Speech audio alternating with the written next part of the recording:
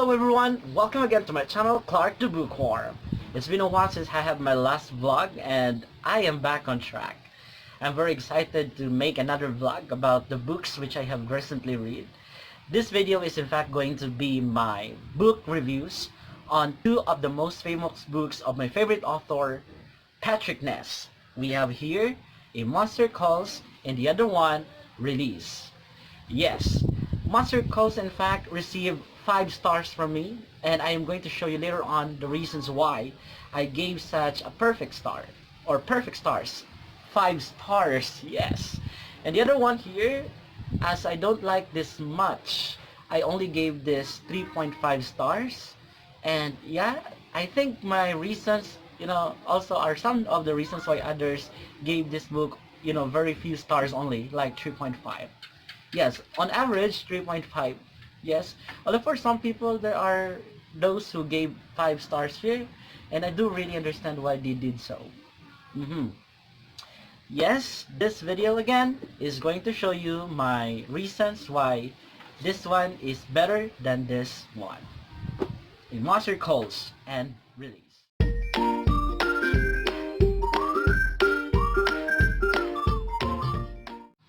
I think it's better to first give you an idea what these books are all about, or their story or plot.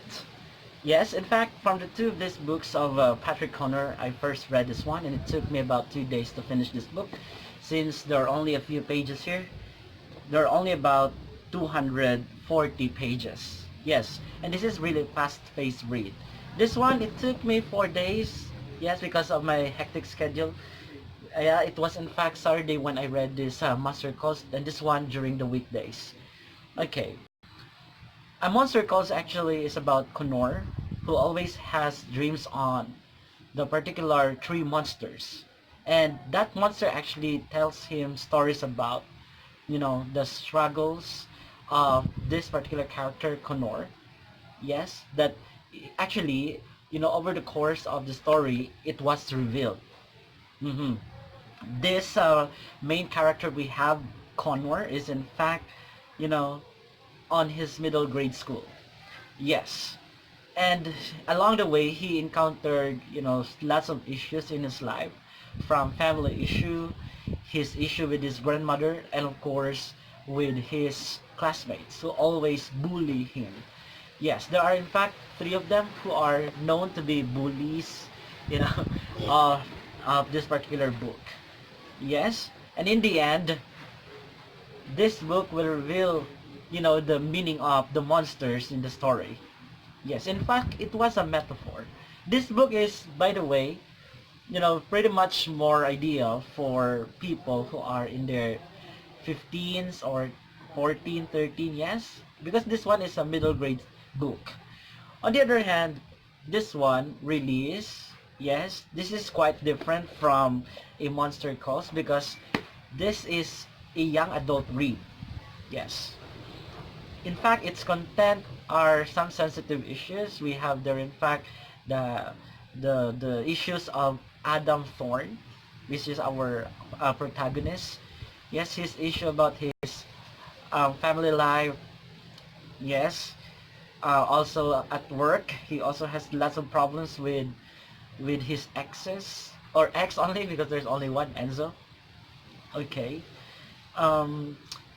This one also has a metaphor in it, and unlike in the Monster Calls where there's only one, and that's the 3 monster, this one has 3 specific characters. We have FAUN, yes, that one in the parallel world, FAUN, which is half goat, half human, also the queen, and a ghost.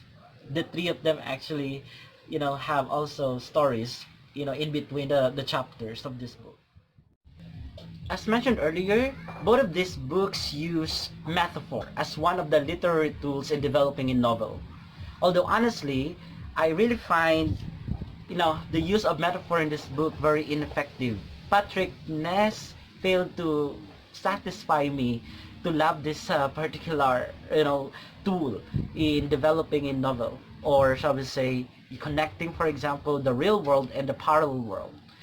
On the other hand, this one, really got the best of me. Yes, that is for the reason that I got to understand every single story there is. Starting from how actually Connor, dreamt of this specific monster while he was asleep at 12:07. Yes, until the end of the story. This is very effective because the monster story and Connor, are connected.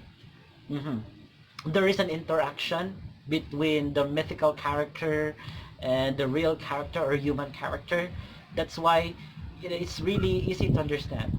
Perhaps it's not about the target audience this book is designed for, or this book is written for, why it's easier to understand the metaphor.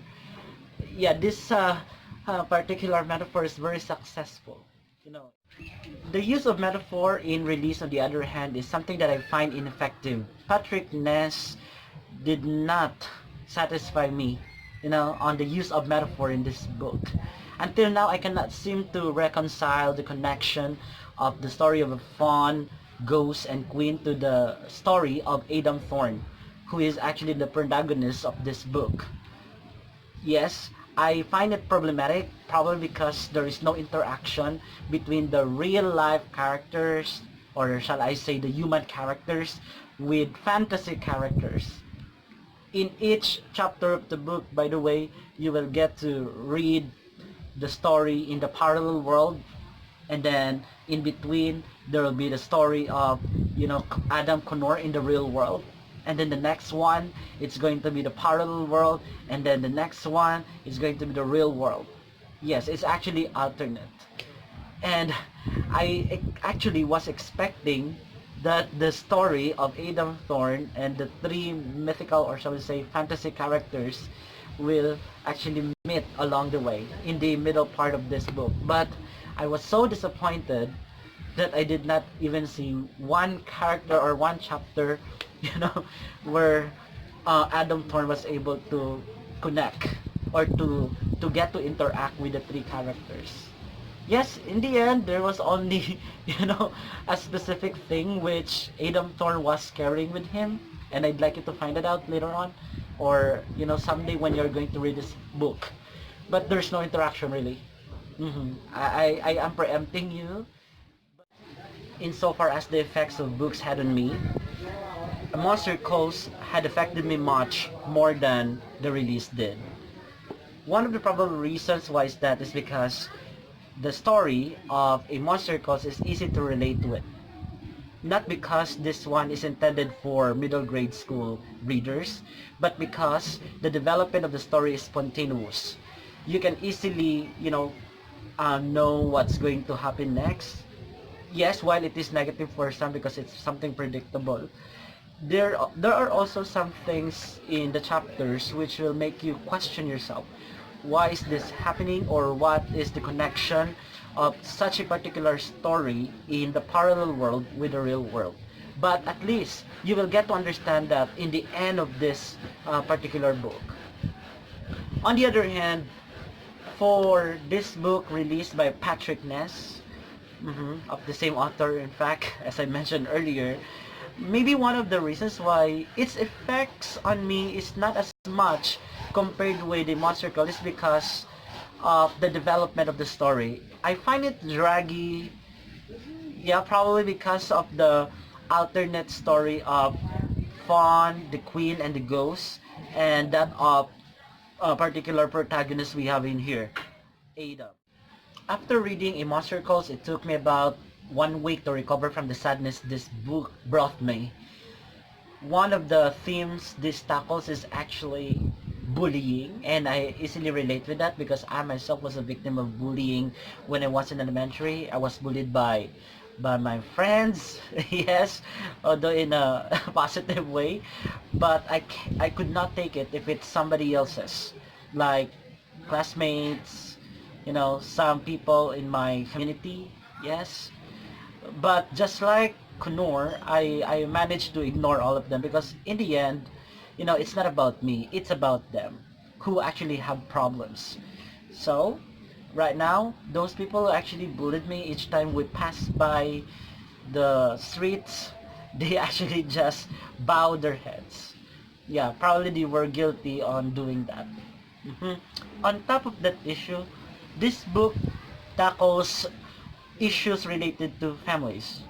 Yes, in the particular first two chapters of this book, it mentions problems of Connor, a broken family, and on top of that, problems with his grandmother. Yes. Meanwhile, release themes are quite different from a Monster Calls.